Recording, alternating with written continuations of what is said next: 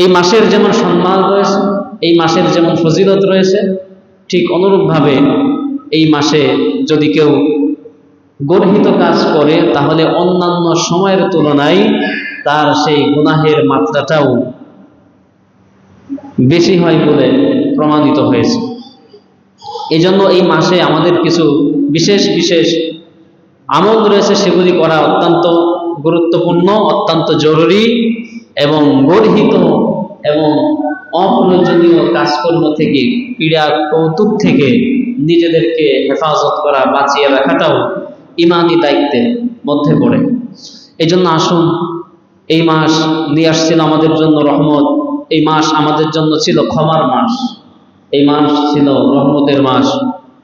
কিন্তু এই মাসটিকে আমরা বৈশ্বিক একটা, আসুন আমাদের ইমানের এবং আমলের যে ক্ষতি বৈশ্বিকভাবে এটা প্রভাব ফেলেছে, সেই বিষয়টি হলো 2026 ফিফা ফুটবল টুর্নামেন্ট, এই বিশ্বকাপ খেলা।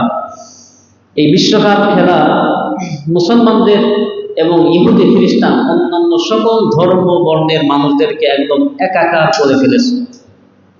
কেমন যেন মনে হয় যে আমরা সবাই একই মায়ের পেটের ভাই, যেমন একই গ্রামের লোক, যেমন একই জেলার মানুষ, যেমন একই দেশের লোক, যেমন একই ধর্মের মানুষ, যেমন ঠিক অনুরূপভাবে পুরা পৃথিবীতে প্রায় 4000-এর অধিক ধর্ম রয়েছে। কয় হাজার?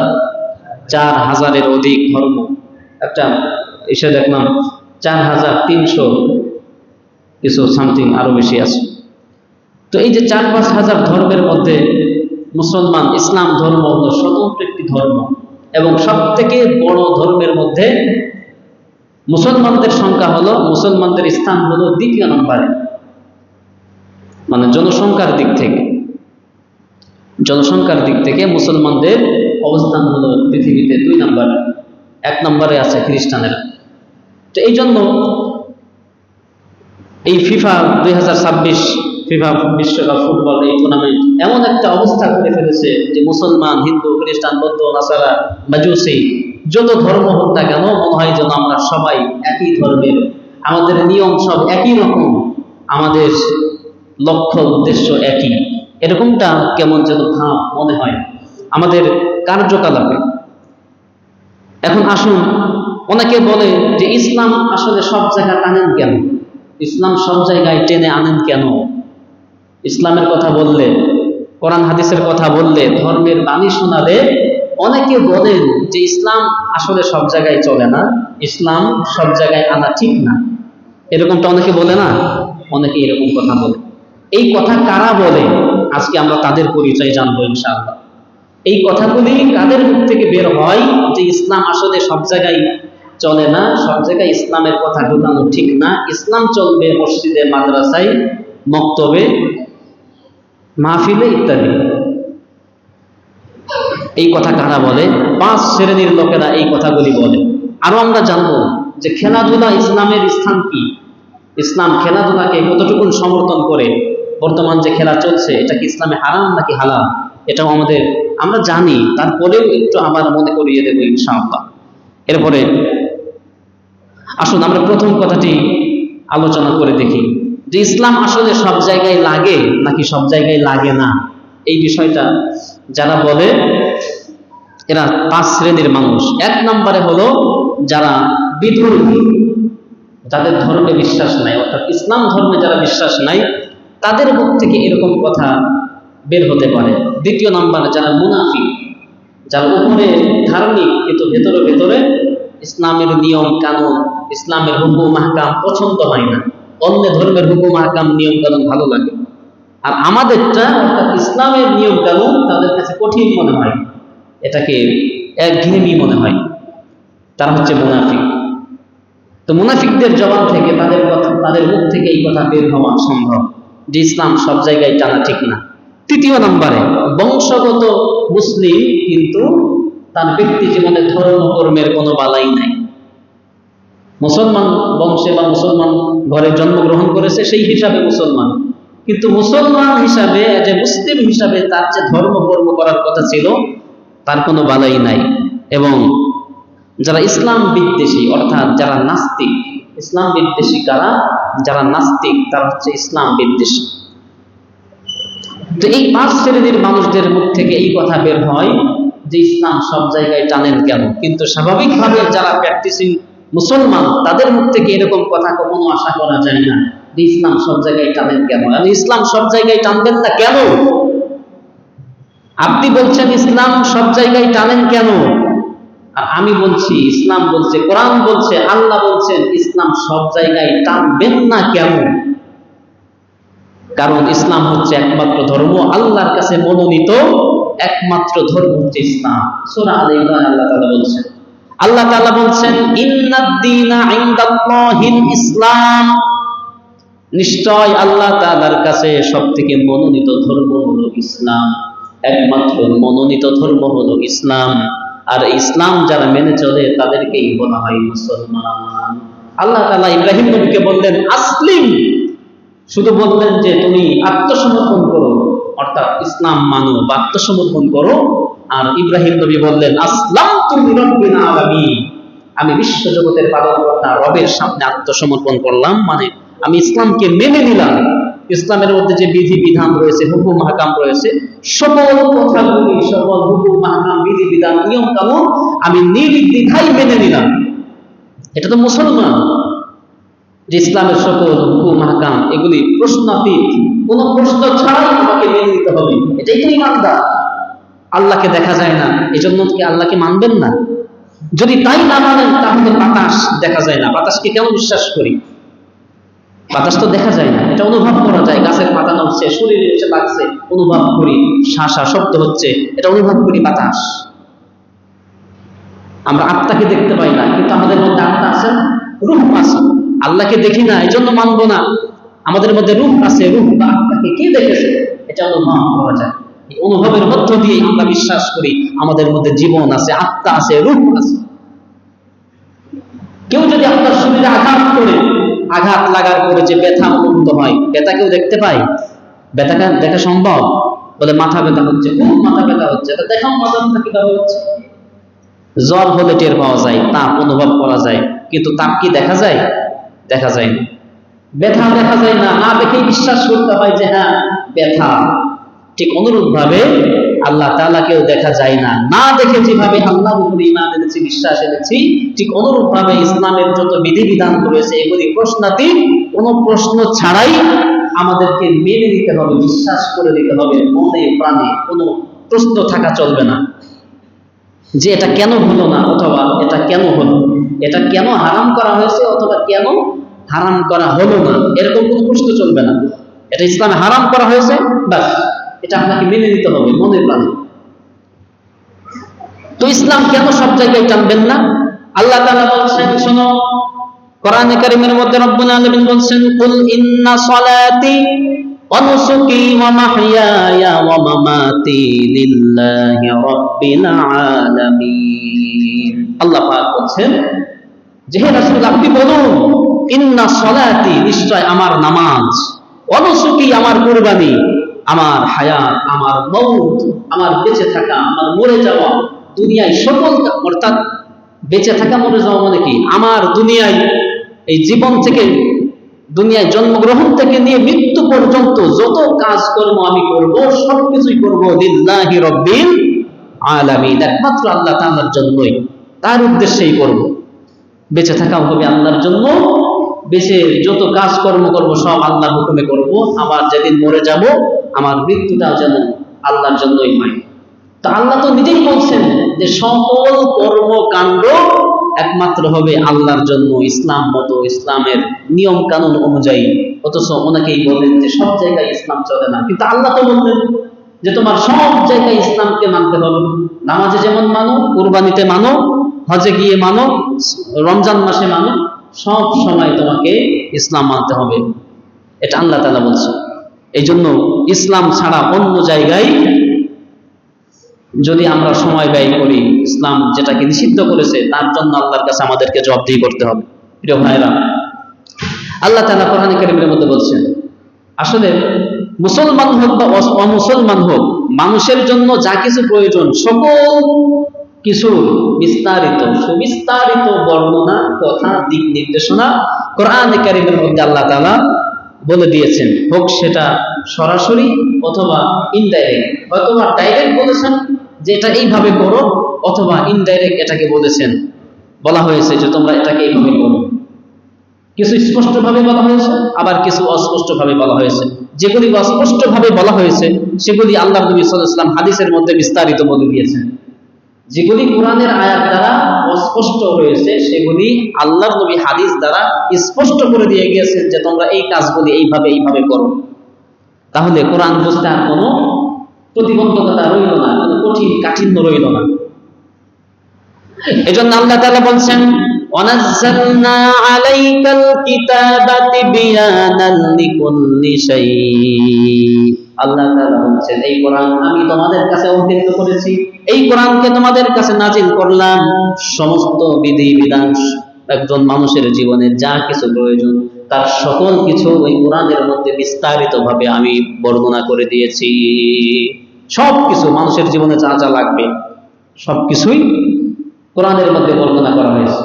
তো তাহলে এত বড় একটা পৃথিবী, এই পৃথিবীতে মানুষ বসবাস করবে, তাদের আনন্দ, তাদের উল্লাস, এগুলি মানুষের জীবনের একটা অংশ। দুঃখ কষ্ট, দুঃখ বেদনা যেমন মানুষের জীবনের একটা অংশ, ঠিক অনুরূপভাবে আনন্দ সুখ এগুলিও মানুষের জীবনের আরেকটি অংশ। তো এই যে খেলাধুলা নিয়ে মানুষ এত উল্লাস, এত উন্মাদনা, এত পাগল, এই বিষয়টি কি কোরআন হাদিসে থাকবে না? কি মনে হয় থাকবে না? অবশ্যই কোরআন হাদিসে এর দিক নির্দেশনা দেওয়া হয়েছে আমার ভাইরা। এই জন্য মুসলমান একমাত্র ইসলামের দিক নির্দেশনা অনুযায়ী তাদের জীবনকে পরিচালনা করবে। আল্লাহ তাআলা বলছেন যে দেখো, তুমি ইসলামের কিছু অংশ মানলে আর কিছু অংশ যদি অমান্য করো তাহলে সে প্রকৃতপক্ষে মুসলমান হতে পারে না। ইসলাম যখন গ্রহণ করতে হবে পরিপূর্ণভাবেই গ্রহণ করতে হবে। আল্লাহ তাআলা কোরআনে কারীমের মধ্যে ঈমানদারদেরকে ডেকে বলছেন যে যারা আল্লাহকে বিশ্বাস করো, যারা আল্লাহ এবং পরকালে বিশ্বাস করো, তাদেরকে আল্লাহ তাআলা বিশেষভাবে দিক নির্দেশনা দিচ্ছেন। শোনো, আল্লাহ বলছেন ইয়া আইয়ুহাল্লাযীনা আমানু দুখুলু ফিস-সিলমি কাফা ওয়া লা তাত্তাবিউ খুতুওয়াতিশ শাইতান ইন্নাহু লাকুম আদুউম মুবিন। আল্লাহ বলছেন হে ঈমানদারগণ, উদখুলু ফিস-সিলমি কাফা, তোমরা ইসলামের মধ্যে পরিপূর্ণভাবে দাখিল হও, পরিপূর্ণ ইসলাম মানো, ইসলামের মধ্যে পরিপূর্ণ প্রবেশ করো। কিছু ইসলাম মানলে আবার কিছু মানলে না, এরকম হয়েও না। এই লেস কাটা ইসলাম তোমরা মেনো না, ইসলামকে মানলে পরিপূর্ণই মানতে হবে। শুধু নামাজের বেলায় ইসলাম, রোজা রাখার বেলায় ইসলাম, আর বাকি জীবনে ব্যবসা বাণিজ্য, চাকরি বাকরি, খেলাধুলা, পৃথিবীতে বসবাস করতে হলে যা কিছু প্রয়োজন হয়, কাজকর্ম, রাজনীতি, অর্থনীতি, সমাজনীতি, এগুলির মধ্যে যদি ইসলাম না মানো তাহলে ওই শুধু নামাজ রোজা ইসলাম মেনে ওই ইসলাম দিয়ে তোমার ইহকালের কল্যাণ, পরকালের মুক্তি তোমার মিলবে না। ইসলাম মানতে হবে সব জায়গায়। ইসলাম মানতে হবে কোন জায়গায়? সব জায়গায় ইসলাম মানতে হবে। কারণ আল্লাহ তাআলার হুকুম, আল্লাহ তাআলার শক্তি, তার কর্তৃত্ব পৃথিবীর সব জায়গায় বিরাজমান। আল্লাহ তো নিজে সব জায়গায় বিরাজমান এরকম না, আল্লাহর কর্তৃত্ব, তার ক্ষমতা পৃথিবীর সব জায়গায় বিরাজমান। সুতরাং সব জায়গায় আল্লাহ তাআলার হুকুমকে মানতে হবে, ইসলামকে পরিপূর্ণভাবেই মানতে হবে। আফাতুমিনুনা বিবাদিল কিতাব, সূরা বাকারার মধ্যে 37 নম্বর আয়াতে আল্লাহ তাআলা বলছেন বনী ইসরাইলের লোকরা তাদের এই বদঅভ্যাস ছিল, তারা তাওরাত কিতাবের কিছু অংশ মানত আবার কিছু অংশ মানত না। মানে তাদের ইচ্ছাধীন, যেটা তাদের পক্ষে যেত অথবা তাদের মন মতো হতো সেটাই তারা মানত। আর যেই বিধানটি, তাওরাতের যেই বিধানটি তাদের জন্য কষ্টকর ছিল, দুনিয়ার সুখ স্বাচ্ছন্দ্য তাদেরকে কুরবানি করতে হতো, সেই অংশ তারা মানত না। তখন আল্লাহ তাআলা এই আয়াত নাযিল করে তাদেরকে বললেন যে কি ব্যাপার, আফাতুমিনুনা বিবাদিল কিতাব ওয়া তাকফুরুনা বিবাদ, তোমরা কি এই কিতাবের কিছু অংশ মানছো আবার কিছু অংশ মানছো না? এই অভ্যাস তোমাদের কেন? ফামা জাযাউ মান ইয়াফআলু যালিকা মিনকুম ইল্লা খিযয়ুন ফিল হায়াতিদ দুনিয়া। আয়াতের শেষ অংশে বলা হচ্ছে যদি তোমাদের এই অভ্যাস হয় যে এই কিতাবের কিছু অংশ মানলে আবার কিছু অংশ মানলে না, অমান্য করলে, তাহলে দুনিয়ায় তোমাদের জন্য রয়েছে লাঞ্ছনা। খিযয়ুন ফিল হায়াতিদ দুনিয়া, এই দুনিয়ায় তোমাদের জন্য রয়েছে লাঞ্ছনা, ওয়া ইয়াউমাল কিয়ামাতি ইউরাদ্দুনা ইলা আশাদ্দিল আযাব, আর কিয়ামতে তাদেরকে কঠিন শাস্তির দিকে অগ্রসর করানো হবে। তাহলে ইসলাম, এই যে 2, 4, 5, 6টি আয়াত পড়লাম, এই আয়াতের মূল সারাংশ হলো যে ইসলাম আমাদেরকে সব জায়গায় মানতে হবে, শুধু মসজিদে, শুধু গোরস্থানে, শুধু ঈদগাহে আর রমজান মাসে ইসলাম মানার জন্য নয়, ইসলামকে সব জায়গায় মানার জন্যই আল্লাহ তাআলা নির্দেশ দিয়েছেন অসংখ্য আয়াত, যে সব জায়গায় তোমার ইসলাম মানতে হবে। এবার আসুন প্রাসঙ্গিক যে আলোচনা, সমসাময়িক যে আলোচনা, সেটি হলো এই যে খেলাধুলা। এই খেলাধুলা ইসলামে এর স্থান কোথায়? ইসলাম এটাকে কি বলে? ইসলাম কতটুকু সমর্থন করেছে এই খেলাধুলাকে? মূল বিষয় হলো, মানে মূল পয়েন্ট হলো যে ইসলাম খেলাধুলাকে জায়েজ করেছে। ঈদের দিন, একদিন মানে ঈদের সময়, ঈদের দিনে মসজিদে নববী, যেই মসজিদের ইমাম হচ্ছেন নবী মুহাম্মদ সাল্লাল্লাহু আলাইহি সাল্লাম, মদিনার মসজিদ, এই মসজিদের বারান্দায় মানে মসজিদের বাহির অংশে হাফসি ছেলেরা এরা খেলাধুলা করছে, এরা কুস্তি খেলতেছে বা লাঠি খেলতেছে, এরকম খেলাধুলা করতেছে। মা আয়েশা সিদ্দিকা রাদিয়াল্লাহু তাআলা আনহা এবং নবীজি সাল্লাল্লাহু আলাইহি ওয়াসাল্লাম নিজেও দাঁড়িয়ে দাঁড়িয়ে এই খেলাকে উপভোগ করেছে, দীর্ঘ সময় দাঁড়িয়ে দাঁড়িয়ে উপভোগ করেছেন এই খেলা। তো তাহলে বোঝা যায় যে ইসলাম খেলার বিরুদ্ধে না, ইসলামও খেলাধুলা আছে, ইসলামেও বিনোদন আছে, হাসি তামাশা, মানে তামাশা বলতে কি, হাসি, এই সুখ, এগুলি ইসলামেও আছে, খেলাধুলা আছে। কিন্তু ইসলাম মতো যদি হয় আর ইসলামের বাহিরে যদি আপনি করেন, তাহলে সেই খেলাধুলা কখনো জায়েজ হতে পারে না। বলতে পারেন যে তাহলে ফুটবল ক্রিকেট যে হয় এটা কি জায়েজ না? মানে ব্যক্তিগতভাবে ফুটবল খেলা কিন্তু হারাম না, ফুটবল খেলা সে নিজস্বভাবে হারাম না, কিন্তু তার সঙ্গে আমরা যে মিশ্রণগুলি করি, সংমিশ্রণ যেগুলি হয় আদার সাইডের কারণে, এই খেলাটাকে হারাম করা হয়েছে। যদি শারীরিক সুস্থতা এবং মনের প্রফুল্লতার জন্য আপনি খেলাধুলা করেন, আপনার সতর যদি খোলা না থাকে, হাঁটুর নিচে 3/4 বা পায়জামা প্যান্ট এই ধরনের কিছু পরে যদি খেলাধুলা করেন, সেখানে যদি কোনো গান বাজনা, রং মাখামাখি, হাততালি, এরপরে বেগানা নারী পুরুষের অবাধ মেলামেশা, এগুলি যদি উপস্থিত না থাকে, তাহলে নিঃসন্দেহে এই খেলা হালাল, এই খেলা খেলতেই পারেন, এই খেলা দেখতেও পারেন। যদি এই খেলার মধ্যে কি না থাকে, কোনো জুয়া না থাকে, বাজি ধরা হয় যে যদি আর্জেন্টিনা গোল দেয় তাহলে ব্রাজিলের প্লেয়াররা কি খাওয়াবে, 7 আপ খাওয়াবে, বা তারা এটা পার্টি করাতে হবে, বা 500 টাকা, 1000 টাকা, 5000 টাকা, এরকম বাজি ধরা হয় যে আজকে গোল খেলে আমাদের এরকম দিতে হবে। মানে এইরকম বিভিন্ন ভাবে জুয়া এর মধ্যে ঢুকে গেছে। এরপরে গান বাজনা, রং তামাশা, রং মাখামাখি, বেগানা নারী পুরুষের অবাধ মেলামেশা, এটা নিয়ে যৌনতা, সব, এমন কোন অপরাধ নাই যেই অপরাধ এই খেলা কেন্দ্রিক না হয়। আপনারা যারা পেপার পত্রিকা খবর টবর শোনেন, দেখেন, তারা বুঝবেন যে এমন কোন অপরাধ নাই যেই অপরাধ এই খেলা কেন্দ্রিক না হয়। পৃথিবীতে সবকিছু হচ্ছে, অপচয় হচ্ছে। তাহলে খেলাধুলার মূল বিষয় হলো ফুটবল হোক, ক্রিকেট হোক, ব্যাডমিন্টন বা অন্য যে কোনো খেলা হোক, সেগুলি মুবাহ, মানে বৈধ হবে তখন যখন এর সঙ্গে এই আদার সাইড কোনো কার্যকলাপ লিপ্ত না হবে। সেখানে বেগানা নারী নাই, গান বাজনা নাই, রং তামাশা নাই, শুধু খেলা হচ্ছে, সেখানে সতর খোলা নাই, আপনার পায়জামা 3/4 এই ধরনের পোশাক পরে তারা খেলতেছে। এই খেলা দেখাও জায়েজ আছে, এই খেলা করাটাও জায়েজ আছে, সমস্যা নাই। এখন আপনারাই ভাবেন, আপনারাই বলেন যে বর্তমানে যে খেলাধুলি চলছে, আমরা দেখছি, সমর্থন করছি, এর মধ্যে এইগুলো আছে নাকি নাই? আছে তো, সবগুলি। বেগানা নারীর উপস্থিতি আছে, রং তামাশা আছে, এটা নিয়ে বাজি আছে। তাহলে আপনারাই বলেন যে এই খেলা হালাল নাকি হারাম? তাহলে এইটা বলতে পারবেন না যে হুজুর খেলা হারাম বলেছে। আপনারা নিজেরাই বলছেন যে এই খেলা হারাম। যদি এগুলি না থাকতো তাহলে নিঃসন্দেহে এটা মুবাহ, মানে এই খেলা করাও যায়, দেখাও যায়, সমস্যা নাই, না গুনাহ হবে না সওয়াব হবে। তো বর্তমান যে পরিস্থিতি, তাতে এই খেলা কোনো রকম দেখা, সমর্থন করা একজন ইমানদার হিসাবে আমার আপনার জন্য শোভনীয় নয়। একজন মানুষ আছেন যে বিশ্বকাপ ফুটবল এই 2026-এ দেখে নাই, এরকম মানুষ আছে এখানে? মানে একটা ম্যাচও দেখে নাই, এরকম কেউ আছেন? আচ্ছা, থাকতে পারে 2-1 যারা হয়তো বোঝে টোঝে না, এরকম কিছু, বা বোঝা মানুষ 2-1 থাকতে পারেন। তবে আমি এবছর একটা মিনিট যদি বলেন তাও দেখি নাই। এবং কবে কার খেলা হচ্ছে না হচ্ছে দুনিয়ার এটা ওটা তো কম বুঝি না, যা বুঝি বুঝি তো খেলাধুলা কি আমরা বুঝি না? খেলাধুলাই বুঝি যে একটা বার থেকে আর একটা বলে ঢুকলেই এটা গোল, এটা তো আমরা বুঝি স্বাভাবিকভাবে। তারপরেও সময়ও আছে, দেখতে পারি, কিন্তু দেখি না, কারণ এটা অপচয়, এই কাজের কোনো মূল্য নাই। যেই সময়টা আপনি খেলা দেখবেন 90 মিনিট, এই 90 মিনিট আপনার বোর সাথে আপনি গল্প করেন, প্রতিটি মিনিটে আল্লাহ তাআলার নফল ইবাদতের সব আপনার আমলনামায় দান করবে। সুবহানাল্লাহ।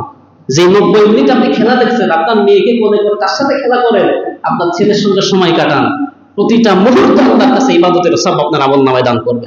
সুবহানাল্লাহ। অথচ আমরা প্রায় 3টা-4টার দিকে নাকি খেলার টাইম হচ্ছে, 7টার দিকে সকাল, অফিস বাদ দিয়ে, কাজকর্ম ছেড়ে দিয়ে, ঘুম বাদ দিয়ে, নামাজ বাদ দিয়ে এই খেলার পেছনে আমরা ছুটছি। দুনিয়া ছুটছে, আমরাও ছুটছি।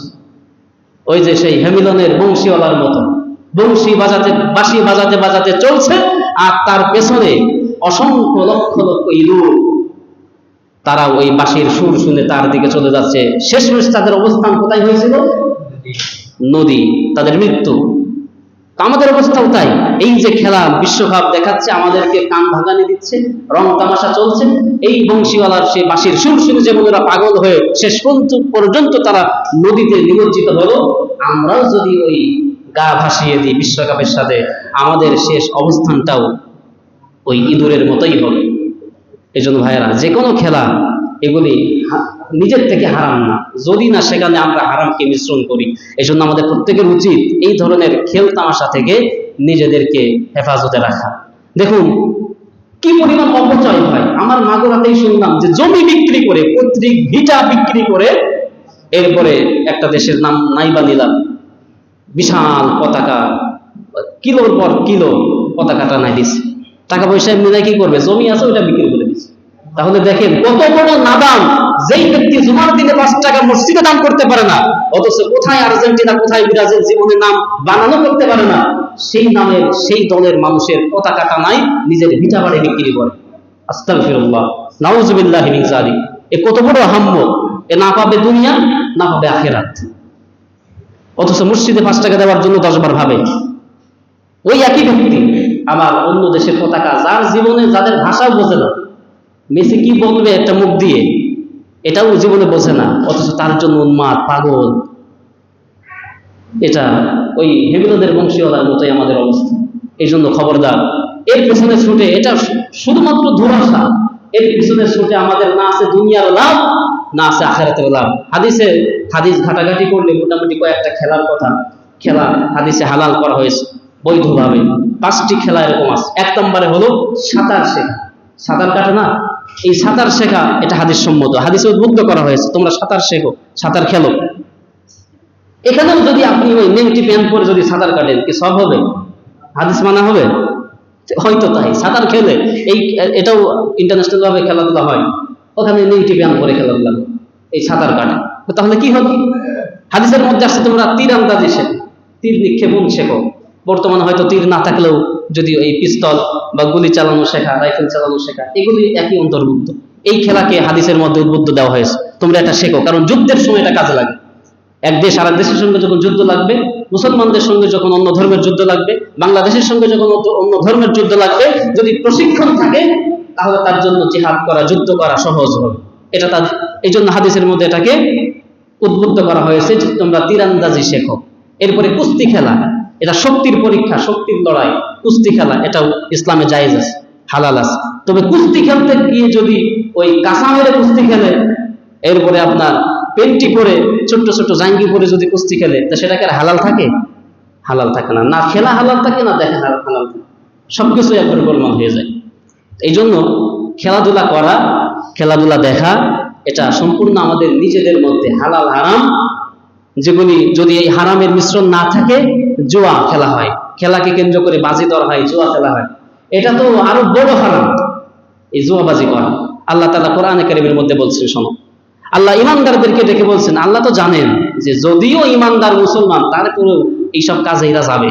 দুনিয়ার লোভ লালসা, দুনিয়ার সাময়িক স্বাচ্ছন্দ্য তারা কুরবানি করতে পারবে না, এটা আল্লাহ তাআলা জানেন। এজন্যই তিনি আগে থেকে ইমানদারদেরকে সতর্ক করছেন। আল্লাহ বলছেন, ইয়া আইয়ুহাল্লাযীনা আমানু ইন্নামাল খামরু ওয়াল মাইসিরু ওয়াল আনসাবু ওয়াল আজলামু রিজসুম মিন আমালিশ শাইতান। হে ইমানদারগণ, মদ, জুয়া, এরপরে এই ভাগ্য নির্ধারক তীরসমূহ অর্থাৎ জুয়া, লটারি, এই সমস্ত কাজ এগুলি হলো শয়তানের কাজ। কার কাজ?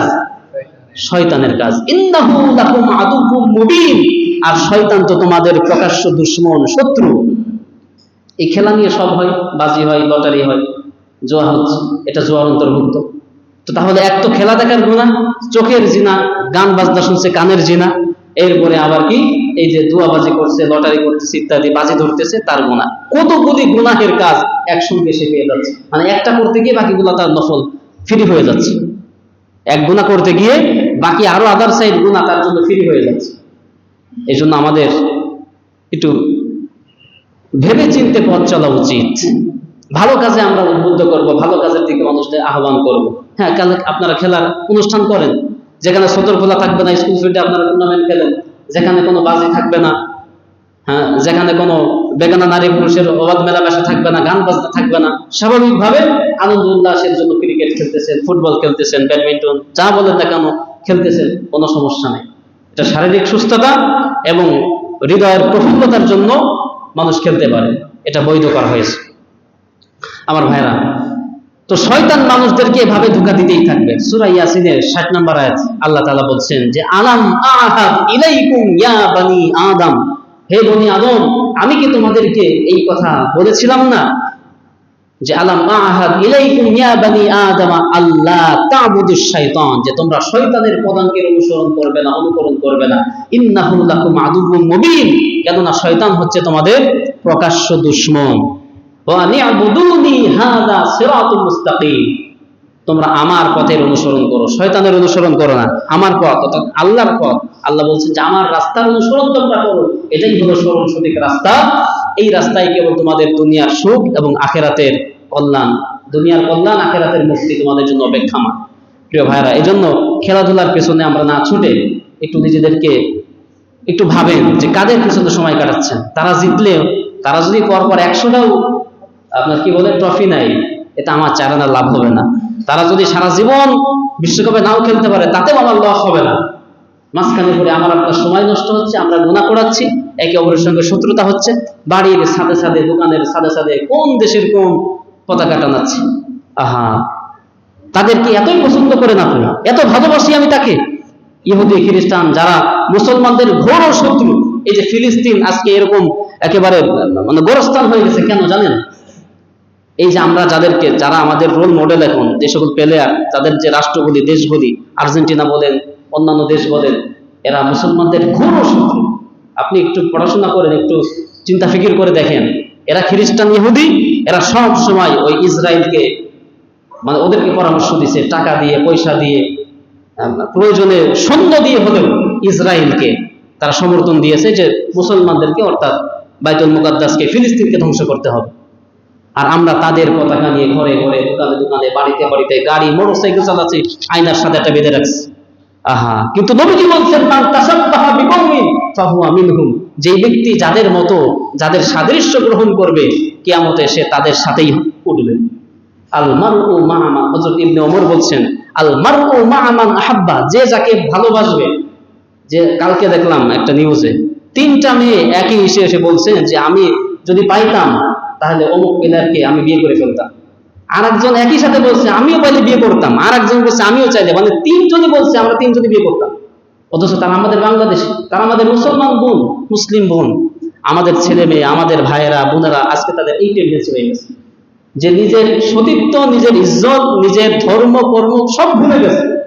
একটাই শুধু তাদের মনে আছে যে আমরা অমুককে ভালোবাসি, অমুকের ফ্যান, অমুকের ফলোয়ার, কিন্তু সে যে কি তাকে আমরা চিনি না, তাকে আমরা চিনি না।